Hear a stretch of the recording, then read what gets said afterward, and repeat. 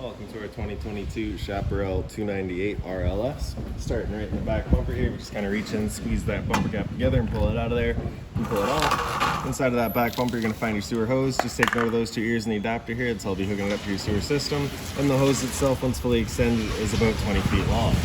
Just keeping it stored in the bumper back here just to help keep any sort of stench out of the unit, keep things that bit fresher. Then this cap, you're just going to again squeeze back together, press it into place, and then it just locks itself down. A step forward and I'll just show you real quick. We've got your freshwater tank drain. So you just get that white cap back there. You're just gonna unscrew that and it allows this little water tank to drain itself out. You also find your spare tire right underneath back there. A few steps forward, we get your power inlet. So as you pop that on open, you're gonna find a little metal tab down in the bottom corner here. It's gonna line up with this metal tab there. Get those lined up, press it into place, give it a little eighth turn, that'll lock it into place. And then you have this threaded collar there to really lock it down, right? Following the cord back, you're going to find a standard 50 amp end. Some campsites will have that, some won't. So we do provide you with this adapter here. Okay. So you can plug into a 50 if you got it. If you don't, you can use the adapter and go down to a 30. Most campsites will have that. You can just plug straight on in and you're good to go. We do also provide you with another 15 amp adapter, so you can go from that 30 down to a 15. So if you're looking to plug in at home to charge your batteries or run your fridge, you got the power to do so. Straight up from there, we're going to find your sewer system. So that cap, if you just kind of press on it and give it a twirl, you can pull it on out of there. And then your sewer hose, you noticed, had the same ears, so it'll attach the same way. We're just pressing it on, giving it the turn, clicks in, and there you have it. All the air valves are just inside of the storage compartment here, so we'll show you those once we get there. Straight up from there is your hot water tank, so you get the two little keyways on either side there. You can pop it on open. All your controls for turning this guy on are just inside of the unit. Before we ever turn it on though, we're just gonna hit that relief valve right there, make sure that shot of water comes out. That bit of water coming out of there is just letting you know that tank is full. It's safe to fire it up and you're not going to burn anything out by doing so. Once you're done, just locking down those two little keys. And that's that. One step forward and you get your exhaust for your furnace. So if you're ever running a furnace, you just make sure that's not blocked off. It does get hot. Opening up the compartments here, we have basically the entirety of your water system. So firstly, up on the wall there, we'll get that light going. Down below that is a little GFI protected outlet. It resets just inside of the unit. Down below that is your cable and satellite inlets, so you can see just coax inlets plug in. They are all clearly labeled. Top right corner there is your winterization inlet. So basically you get a little water hose just tucked up here. That'll thread onto the end there once you pull that cap off. Then you can take that hose and stick it into your jug of antifreeze. Right? So once it comes time for winterizing, then you have all your different system hookups there. So that one looks like it is pointing down. They do mean for it to be up, right? So you can see tank fill would just be like that. That's gonna take your city water and just fill up your freshwater tank. So that's your city water right here. You take your water hose and plug it into there, and then that's where your water system is just choosing where it's going, right? So tank fill would then take that water and fill up your freshwater tank. System use, if you'd send that to the side and that one up, that'll just take the water and it'll just, allow you to use your water pump and send it through the unit. And if you're out and you're hooked up to city water and you can use that pressure, you'll just have those both pointed up and that'll run off the city water pressure. Also for winterizing, you'll have those both pointed up, and that's where that water hose that I was talking about, you stick that into your jug of antifreeze and just run it all through. Your hot water tank bypass is right down below that, so you can see that's currently water on, so you'll get hot water. And if you bypass that up, that's gonna send all of your water around your hot water tank, bypassing it for winterizing, allow you to drain itself out, right? Down below all of that, you get your water valves there, so you can see they're all clearly labeled. You get your body waste on top, so you'll of course want to do that first. You'll dump that. Once that's done, you can then come to liquid. The two liquids, you dump those out. Typically cleaner water, just help keep that hose as clean as possible. Over time, you may notice after dumping your black tank, your monitor panel is still going to read a third or 2/3, whatever it may be. So you can take your water hose and plug it into there, turn on the water with your body waste valve open, and that'll just flush out the tank, getting rid of any sort of debris that could be causing any issues. Okay. And then up top, you just get your outside shower, so that's standard head and hose. Okay. Hot and cold water, of course.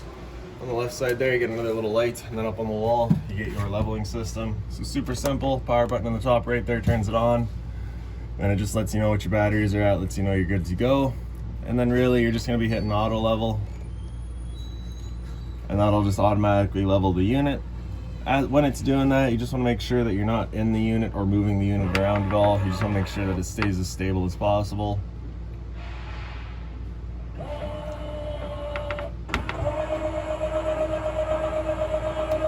While it's doing that though, that light switch right there does some accent lights across the front of the unit, so I'll show you those once we get there. Down below that is your battery disconnect switch. So with that off to the side, that's your batteries now turned on. If you turn that up, that's your batteries then turned off. So for storage, or if you're going to be leaving the unit for a while, you just want to make sure those batteries are turned off just so they don't go draining themselves dead. Water hose in here as well. So inside of that water hose, you'll find your park adapter. So you've got 30 amp cord into there, 15 to a standard outlets. And then of course with that whole water system there, you'll be running hoses in and out, so you do get that little access there so you can run all the hoses down through and still close that door. So now we can kind of just hear those legs, those stabilizers getting down and contacting the ground, leveling the unit for us. Once it's done, it'll just give us a little message on the screen there letting us know it's completed.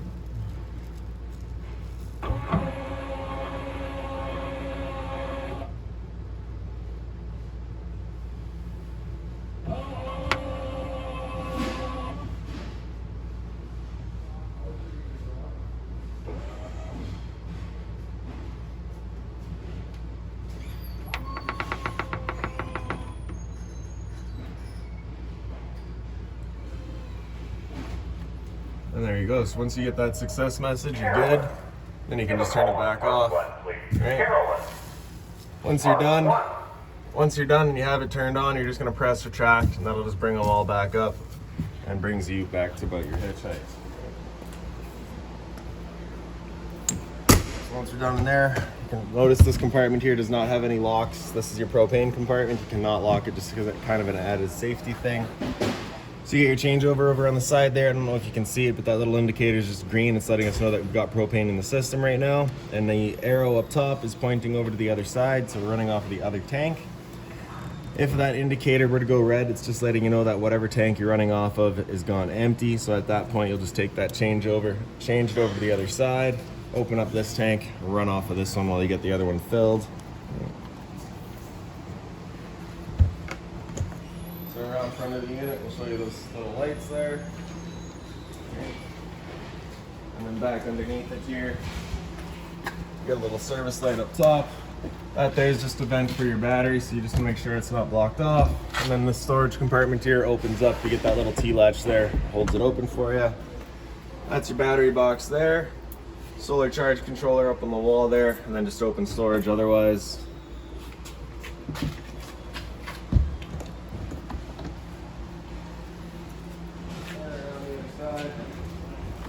We get your other propane tank here. So this is the one that we'll be running off of right now. So we just got that wide open. Straight up above that, you find your two exterior speakers. Other end of your storage compartment. Okay. Up on the wall there, you'll find some satellite outlets as well as a cable outlet. And then that little manual overhead there is for your front jacks. Your fire protected outlets. And so there would be an exterior kitchen here. There was a shipping mishap that disabled us from being able to access it. But in the back here, you get your little service ladder so you can get up top and check all your seals. And then right in the center there, you can see you do have a pre-mounted hitch, so you can stick a bike on there. And I'll make our way inside. Your assist handle just up 90 degrees and it falls into place. Then you can open up the door. The door is just on a friction hinge, so it just kind of sits wherever you leave it. That handle there, either way, will undo the latches and you can pull it out. The legs are just on their own little pins there. You push that out and you can extend or retract your legs based on your campsite needs. As we get inside the unit, first things first, right on the left there, you get your fire extinguisher. So that's standard, pull the pin, point, and shoot. Then up on the wall there, we get your monitor panel, all your controls. So firstly, we'll get some lights on. So you get entry light right in the center there, awning lights on the right, exterior lights on the right there as well. Your awning itself, press and hold extend, and the awning makes its way out. Once that awning is fully extended, we're going to see a little white flap come down as well as the black of the metal tube. Once you see that, you're going to want to stop. If you're to continue extending, it can actually wind itself up backwards, in which case the fabric will be underneath the tube, allowing it to then hold water, accelerating the growth of mold and mildew. So there's our flap there, and there's the tube. All right, now if it were to start raining, it's of course going to hold some water anyways, so what you can do is grab either arm, front or rear, and you're just going to pull straight down on it, and you can see that changes the pitch of the awning out at the head, allowing water to then run off. Now if you like that angle better because it does give you more shade, you can do the same thing with the arm up front. Before you bring it back in though, you just want to make sure these arms are back out straight and fully extended, just so you're not running the risk of bending them. Then we'll press and hold retract. That awning will make its way back in. And again, you're just watching to make sure that your fabric is over top of the tube. And another thing to keep in mind with your awning is once you get up to about 15-20 kilometers an hour wind, you do want to bring it back in. Again, just so you're not running the risk of bending your arms.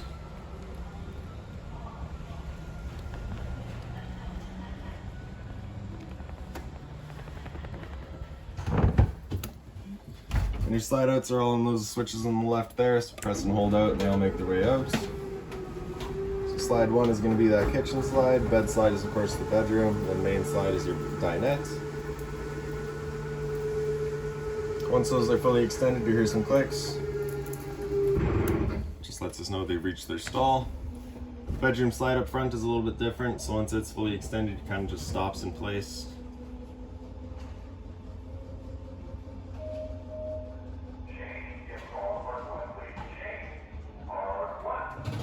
There we go.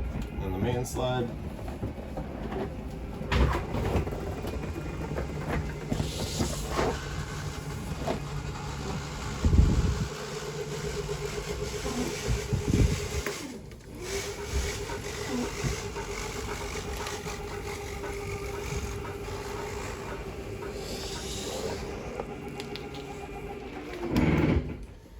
Straight up to those slide switches, we get your monitor system. So on the left there, you get battery. So you can see you're currently 12.3. So that's the charging voltage. That's good.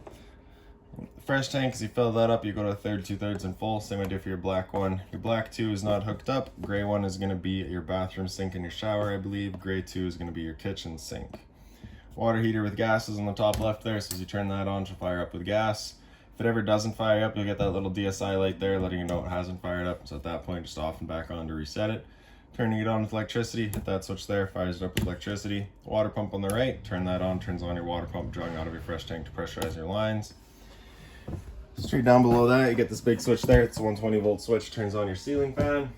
Right beside that, you get this whole remote here. So turn that on, and that'll just activate the remote.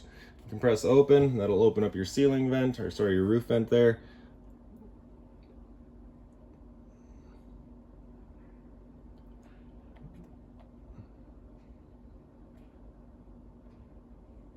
Yeah, just all the controls there that you have for it. 120 volt outlet. Down below that, you get some drawer space. Down below that is your converter. Just press that top and center and it pops on open. You get all of your breakers across the top there. Whenever a breaker breaks, it's going to sit in the middle, so just turn it off and back on before to reset it. Then on the right side, you get all your fuses.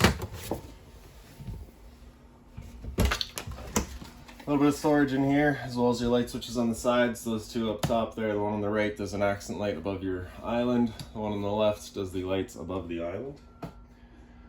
Down below that, the light switch on the right does this cabinet here. The light switch on the left does your pantry. I'll show you that in a sec. The one in the center does the accent light there, as well as underneath. That binder there has all of your owner's manuals in it, any sort of keys, any sort of remotes, anything like that for the unit, you'll find right in there. And then your pantry just has a little travel latch in the top corner, so you just want to line that up, then you can open it up. Just make sure that it doesn't open itself up while you're traveling and slam into the slide.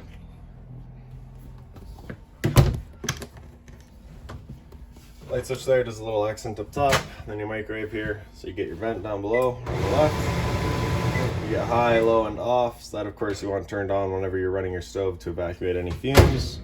You get the light in the side there as well. You get high, your night, and then off.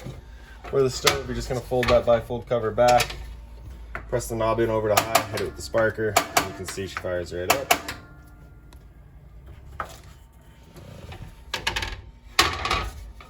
For the oven, you're going to press that knob on the right in, turn it over to that little flame, hit it with the sparker.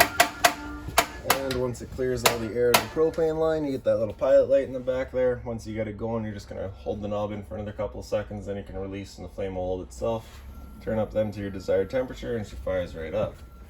Once you're done, you can just turn it back down to pilot. It'll hold just that pilot light for you. But if you're traveling or leaving the unit for a while, you just want to make sure that's right off. Button on the right there turns on your knob lights as well as your oven lights. A little bit of storage down below that. The fridge is a 12-volt fridge. It's got these little travel straps there, so just get those out of the way. And you can open it up and get your fridge up top. Controls right across the top there.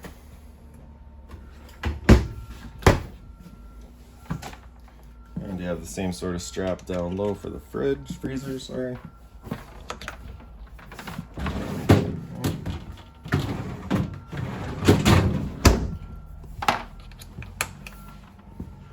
And then in the island here, you get your hot and cold water, your sink. The covers are made of the same material as your countertop. Storage down below, so no handles here, they're just kind of cut out, right? Just be mindful of your drains and your water lines back there. Drawer space down the side, again no handles, but there is a cutout in the bottom.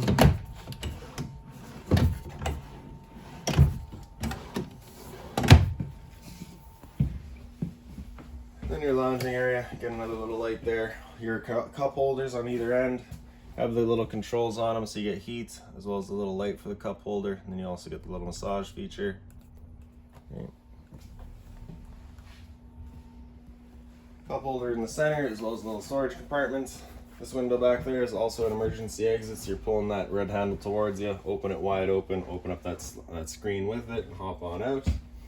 In the back, you get some light switches back here. So one on the right does your rear kind of living room lights. The one in the center does the accent lights here. The one on the left is the ones above you. So it's just the open storage up here. Same emergency exit in the back. This couch here does fold out, so all your back cushions, you just take those out of the way, you pick up the base, fold it out, you have a couple of legs in it that you'll fold down. That back piece will then fold down to fill it in. You get the bed there. Light switch over on the side here. Entertainment unit. Stereo, pretty straightforward. So mute button, of course, it's also your power, so you turn that on, turn it on, press and hold to turn it off. Bluetooth connect to your phone, AM, FM, you can cycle through all of your bands. Auxiliary is just going to be whatever else you got hooked up to it. Zone 1 is going to be these two front speakers here. Zone 2 will be your outside set of speakers. Down below that, you get your your antenna outlets right in the center here. So you press that button beside it, turns it on, just like giving you the sign that it is turned on. Right, then you also get, that will also help clear up your stereo signal as well. Down below that is your fireplace. So top right there turns it on. Bottom right, you get your timer, 1 hour up to 8. Center top there, if you press that, that'll turn on the heat. Then you can just kind of select your heat with the arrows down below it. Turn that heat back off. And then on the left, you get your light control. And then power button there, just turn it back off. The dinette, super simple. Your lights over on the side. You get your chairs, you get your table. At the end of the island, you get a GFI protected outlet. So your test is on the left, your reset's in the center. So if you ever have outlets that don't work, it's the first thing you should check. Straight down below that, you get your LP detector. Propane's heavier than air. It's still on the floor. That guy detects it, starts going off just like a smoke detector would. Then up into the hallway here, you get your light switch there. You get your thermostat up on the wall. So the power button there, turn it on. You do have zone 1 and zone 2, right? I'm pretty sure. Yes, you do. Right? So zone 1 is going to be your living room. Zone 2 is going to be your bedroom. Because we're running off of that 30 amp adapter right now, we've only got use of one of the two air conditioners. If you were connected to 50 amp power, you could run both at the same time. For us right now though, we're limited to the one. So basically, you get your mode here. So we're currently in cool, so you got your up and down there, you control your temperature. Fan speed, you can hit that to control your fan speed. Whoops. So A is of course auto, so that'll just use whatever's most appropriate, and then you can of course choose 1, 2, and 3 just based on what you prefer for noise level or whatever else. Sleep, so you can set the timer. The light just controls that light for it of course, and then program so you can get it all set automatic and all that stuff. Like I said, zone 1 is going to be your living room, zone 2 is going to be your bedroom. When it comes to heat though, so we'll hit mode, and we'll come out of cool and then into heat. So zone 2 does not have heat, it's just zone 1, you just got the one furnace installed. So it'll turn off the air conditioner and turn on the furnace. When it comes to your furnace fan speed, you don't have an option there, it's just on is on. First couple of times you run that furnace, you might get a bit of a smell throughout the unit. It's just the new furnace smell, it will go away. After you heat, you hit that mode button again, come down into fan. So at that point, it's just moving air around. There's no cooling involved, just getting some fresh air. Dry, we'll run the air compressor, the air compressor on low, the fan low as well, just to kind of help dry out any air, get rid of any humidity. Mode again after that, comes back up into auto, just kind of automatically just achieves your goal temperature.